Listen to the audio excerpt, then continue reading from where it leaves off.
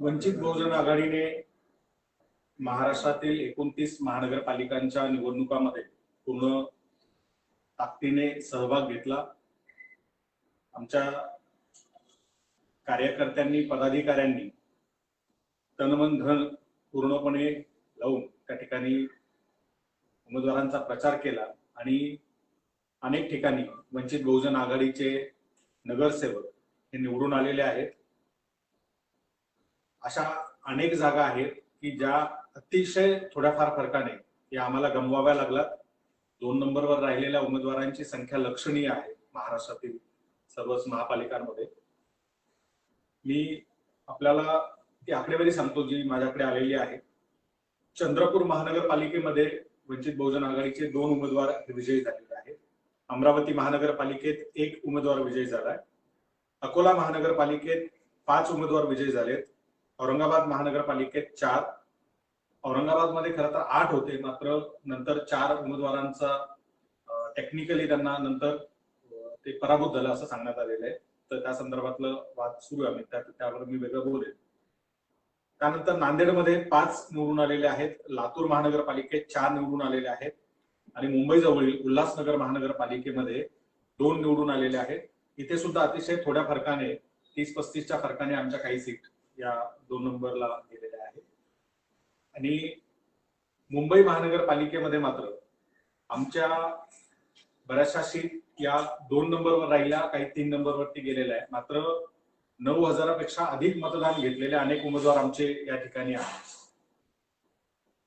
मुंबई महानगरपालिकेमध्ये काँग्रेस सोबत आघाडी करून आम्ही ही निवडणूक लढलो आणि आघाडी करताना कुठल्याही पक्षाला अपेक्षा असते की 2 पक्ष एकत्र येऊन दोन्ही पक्षांच्या उमेदवारांची ताकद वाढेल आणि दोन्ही पक्षांचे अधिकाधिक उमेदवार हे निवडून येतील। काँग्रेसचे बऱ्यापैकी उमेदवार हे निवडून आलेले आहेत, मात्र वंचित बहुजन आघाडीला एकही उमेदवार या ठिकाणी विजयी झालेला नाही। यात आता विश्लेषण हे बारकाईने सावकाश होईलच, मात्र जी गोष्ट फार सुरुवातीपासून म्हणजे ही आघाडी जाहीर करण्याच्या आदल्या दिवसापासून आम्ही काँग्रेसच्या नेत्यांना सांगत होतो, त्यांच्यापर्यंत तो मेसेज देत होतो। निवडणूक सुरू झाली, ज्या वेळेला प्रचार सुरू झाला त्याही वेळेला आम्ही ते सगळं त्यांना तो मेसेज कन्वे केला, कन्व्हिन्स करण्याचा प्रयत्न केला की मुंबईतील मुस्लिम मतदार हा काँग्रेस सोबत राहिलेला नाहीये, तो काँग्रेसकडनं दुसरीकडे शिफ्ट होतो आणि जर तो मतदार हा आपल्याला राखायचा असेल तर त्यासाठी प्रयत्न करावे लागतील।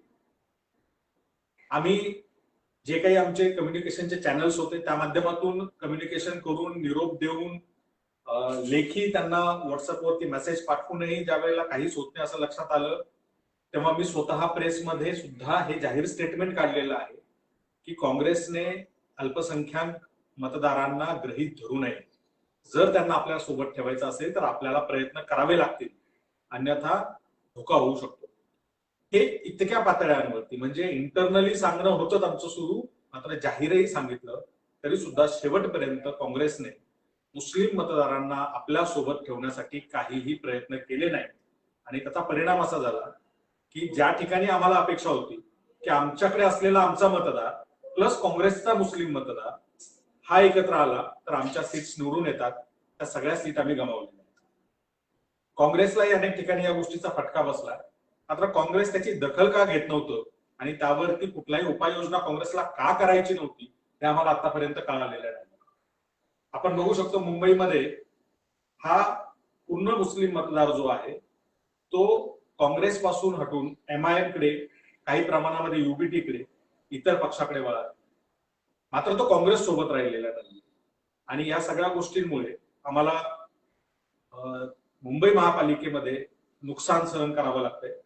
मी जसं सुरुवातीपासून सांगत आलो की वंचित बहुजन आघाडी किंवा पूर्वीचा आमचा भारी बहुजन महासंघ, आमचा इतिहास आहे, रेकॉर्ड आहे की आम्ही जेव्हा केव्हा कुठल्या पक्षासोबत युती आघाडी करतो आम्ही अतिशय प्रामाणिकपणे ती पाळतो. याही ठिकाणी मुंबईत सुद्धा ती वंचित बहुजन आघाडीच्या वतीने पाळल्या गेली.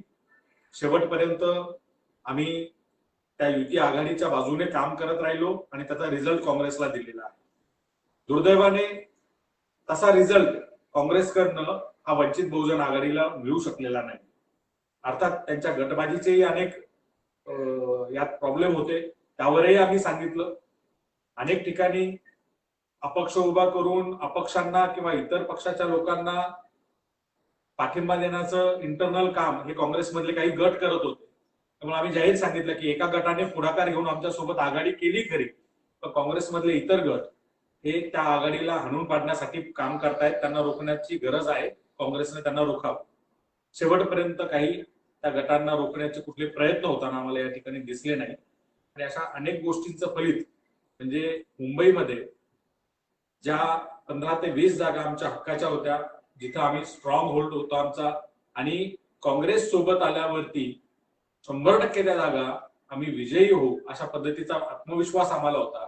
त्या ठिकाणी काँग्रेसनं स्वतःचाच मतदार हा जाणीवपूर्वक सोडून दिला असं आता म्हणावं लागतंय.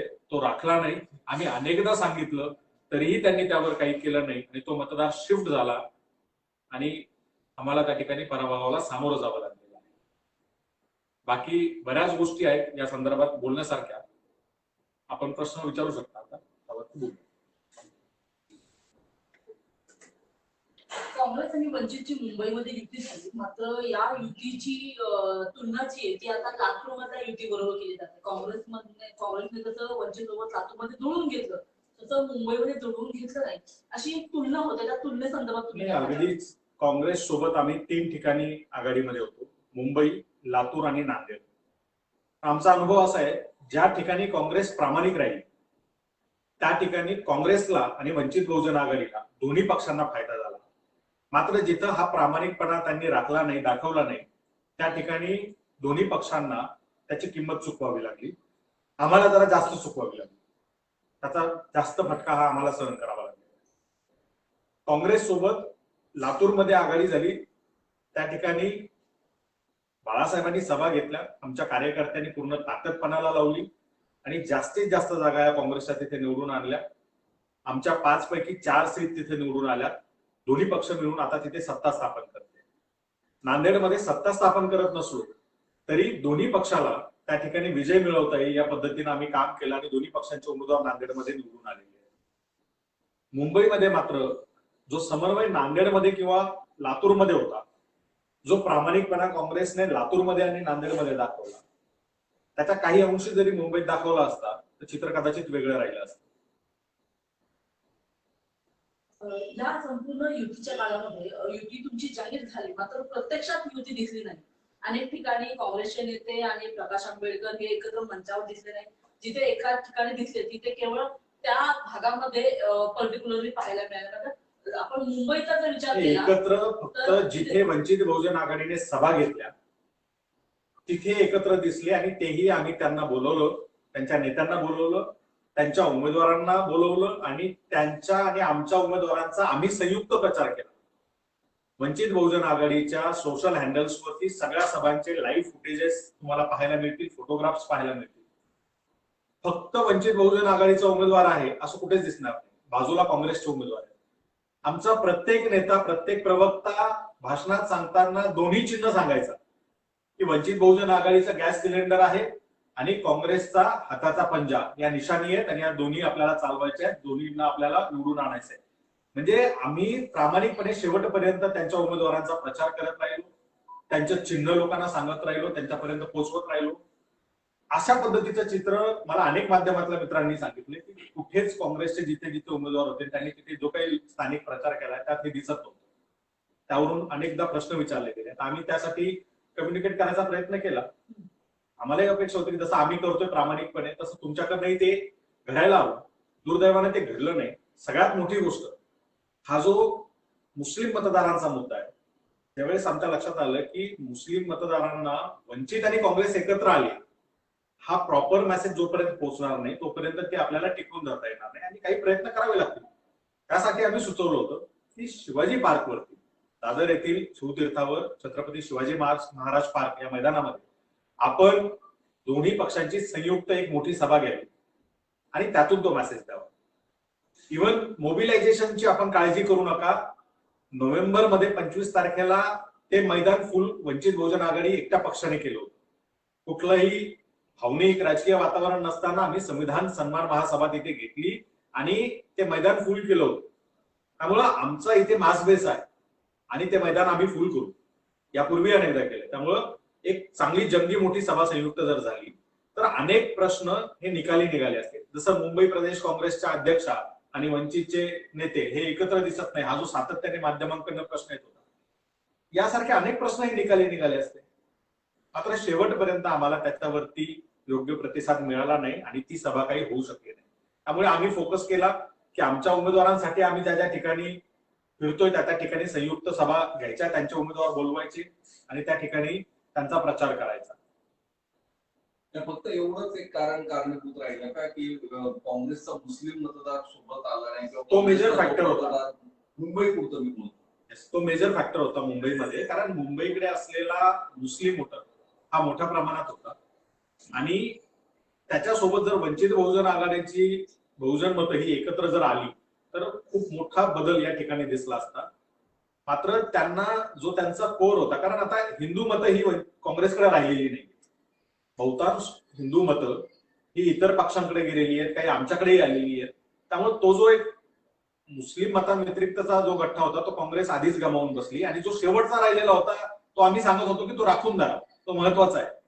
त्यासाठी आपल्याला त्या समाजात जाऊन बैठका घ्याव्या लागतील, त्यांचे प्रश्न अजेंड्यावर घ्यावा लागतील, समजून घ्यावा लागेल आणि अगदी आम्ही इथपर्यंत सांगितलं होतं की त्यांना आपल्याला शब्द द्यावे लागतील की हे तुमचे प्रश्न आम्ही 100% सोडवू, मात्र आपल्याला ही निवडणूक जिंकावी लागेल, भाजपला हरवावं लागेल. या पद्धतीनं जर का पुढाकार घेऊन काँग्रेसनं प्रयत्न केले असते ते थांबले असते.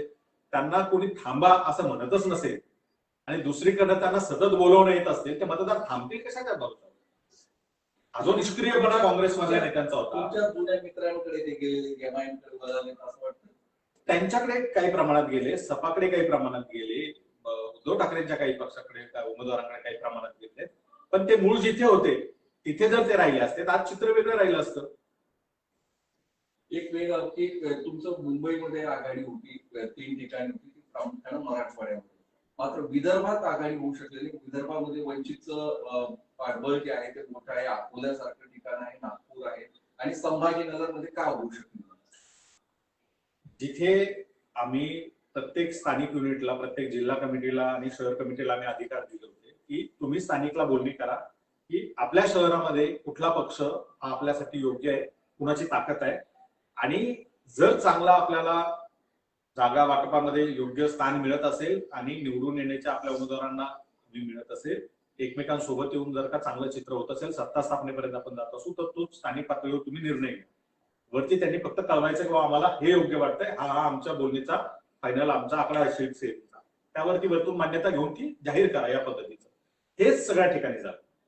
मात्र अनेक ठिकाणी, म्हणजे आता औरंगाबादचं उदाहरण सांगतो, ज्या प्रभागामध्ये आमचे उमेदवार 4 ते 4 निवडून आले, लीडवर होते पूर्ण, तिथे भाजपचा आमदार नारायण कुचे अधिकार नसताना रिटर्निंग ऑफिसर पर्यंत जातो, आतमध्ये कक्षात रिटर्निंग ऑफिसरची गाळाभेट घेतो, रिटर्निंग ऑफिसर त्यांना शुभेच्छा देतो आणि त्याच्यानंतर मतमोजणीमध्ये एक बंद पडलेलं मशीन जे होतं ते शेवटी आणलं जातं. त्याच्यात काय ते बदल करायचे टेक्निकल ते केले जातात आणि आमचे 2,500 लीडवर असलेले उमेदवार हे डायरेक्ट मागे फेकले जातात आणि भाजपचे निवडून येतात. नारायण कुचेची बहीण तिथे उभी होती उमेदवार म्हणून. त्यामुळे हे जे काही गोळ आहेत याच्या संदर्भात आम्ही 100% शेवटपर्यंत न्यायालयीन लढाईपर्यंत आम्ही ते नेणार, आम्ही सोडणार नाही. आम्ही तिथलं सीसीटीव्ही फुटेज आणि ते सगळं मागितलंय. नारायण कुचेच्या एंट्री पासून ते एक्झिट पर्यंत प्रत्येक मिनिटाचा आम्हाला सीसीटीव्ही फुटेज हवं हे आम्ही त्यांना मागितलं. त्यामुळे या पद्धतीचे गोळ करून, म्हणजे तिथे आज आमचे 8 उमेदवार विजयी असते, त्या ठिकाणी 4 उमेदवार हे छलकपट करून आमचे हरवण्यात आलेले आहेत. 4च उमेदवार हे आमचे प्रभाग क्रमांक 3चे जे ते विजयी असतात. मुंबईमध्ये युती जी आहे ती काँग्रेसच्या प्रदेशाध्यक्षांनी घडवून आणली. मात्र तुम्ही जे काही सगळे आता आरोप करत आहात किंवा तुम्ही जे काही कारण या पराभवाच्या मागे सांगत आहात, याच्या सगळ्यांसाठी कारणीभूत कोण आहे?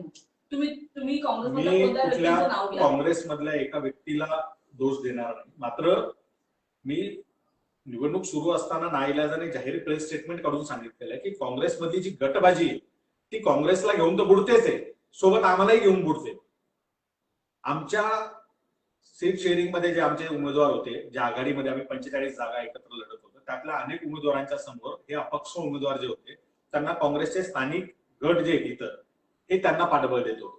काँग्रेसला आम्ही ते कन्व्हे केला तो मेसेज आणि त्यानंतर आम्हाला शेवटी जाहीर सांगावं लागलं की ही गटबाजी थांबवा. त्यामुळे त्या गटबाजीचा हा फटका मोठ्या प्रमाणात बसलेला आहे. दुसरं की मुस्लिम मतदारांना पर्याय नाहीये काही, ते आमच्याकडेच राहतील हा जो भ्रम होता, जो भ्रम आम्ही निवडणुकीच्या म्हणजे आघाडी जाहीर करण्याच्या 1 दिवस आधीपासून त्यांना सांगत होतो की त्यातून बाहेर या आणि मुस्लिम मतदार राखण्यासाठी प्रयत्न करणं आवश्यक आहे, तो करा. तो त्यांनी जाणीवपूर्वक शेवटपर्यंत त्याकडे लक्ष दिलं नाही आणि कुठल्याही ऍक्शन, कुठलीही बैठक, कुठलाही प्रयत्न त्या संदर्भाने केला नाही. त्यामुळे मुस्लिम मतदार हा काँग्रेसपासून दूर गेला, त्याचं आम्हाला मतदान मिळू शकलं नाही आणि त्यामुळे हा आम्हाला फटका बसला. यानंतर कसं राहणार काँग्रेस सोबत तुमचं नाव? नाही, आता जसं स्थानिक पातळीवरती बोलणी करून नातं जोडा असं सांगितलं होतं, त्यामुळं त्या स्थानिक पातळीवरची नाती ही वेगळी असतील. लातूरमध्ये आमचं नातं चांगलंच राहणार आहे, कारण जिथे प्रामाणिकपणा दाखवला गेला आहे, जिथे एकमेकांसोबतची गिव्ह अँड टेक चांगली आहे, जिथे समन्वयाने निवडणुका लढल्या गेल्यात आणि जिंकल्या गेल्यात, तिथे ते नातं खराब होणारच नाही. मात्र ज्या ठिकाणी वारंवार सांगून बोलून जर का जाणीवपूर्वक हे केलं जात आहे असं वाटेपर्यंत जर का परिस्थिती असेल, तर तिथे चांगलं राहण्यासाठी एकाच बाजूने किती काळ प्रयत्न होणार? कुठलंही नातं हे एका बाजूने ते एकतर्फी प्रेमात राहिल्यासारखं झालेलं आहे. त्या एकतर्फी प्रेमाला किती काळ ओढायचं? त्यामुळे आता ते त्यांच्यावरती डिपेंड आहे, इथलं पुढचं नातं कसं राहील हे त्या इथल्या स्थानिक युनिटवरती डिपेंड आहे. पालिकेच्या या निकालानंतर आता भाई जगताप जे मुंबई काँग्रेसचे माजी अध्यक्ष सुद्धा राहिलेले आहेत, त्यांनी वर्षा गायकवाडांच्या राजीनाम्याची मागणी केलेली आहे. काँग्रेसने जे 24 उमेदवार जिंकलेले आहेत हा आकडा आणखी जास्त वाढू शकला असता, मात्र मुंबई अध्यक्ष काही प्रयत्न करत नव्हते, त्याच्यामुळे हा आकडा जो आहे तो कमी राहिला असं त्यांनी एकूणच म्हटलेलं आहे. केवळ त्यांचा 25चा आकडा वाढू शकला असता असं नाही. मी भाई जगतापांच्या वक्तव्याला आणखी दुरुस्त करतो आणि जे मी डे फर्स्ट पासून सांगत आलेलो आहे की मुंबईमध्ये वंचित बहुजन आघाडी आणि काँग्रेस ही महापौर बसवू शकली असती, इतकं चांगलं वातावरण या ठिकाणी होतं. मात्र शेवटपर्यंत कोऑर्डिनेशन मध्ये प्रॉपर ठेवलं नाही. ज्या गोष्टी आम्ही सातत्याने सांगत होतो की या महत्वाच्या त्या केल्या पाहिजेत, त्या केल्या गेल्या नाही. मतदारांना गृहीत धरल्या गेलं, त्यांच्यासाठी कुठलेही प्रयत्न केले गेले नाही. गटबाजी थांबवण्यासाठी जे होणं आवश्यक होतं त्याला बिलकुल थांबवलं गेलं नाही. उलट काही लोक तर खतपाणी घालत होते त्या गटबाजीला, अशा पद्धतीचं चित्र दिसतंय.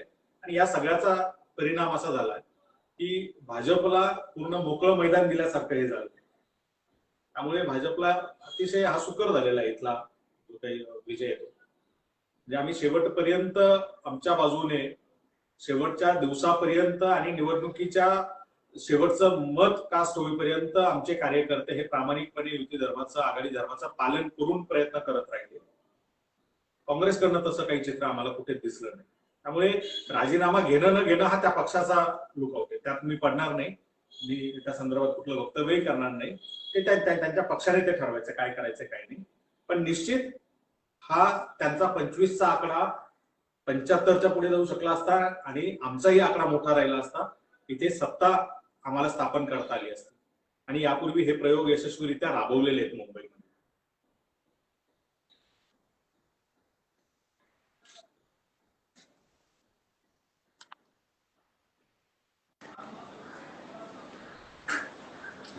थँक्यू.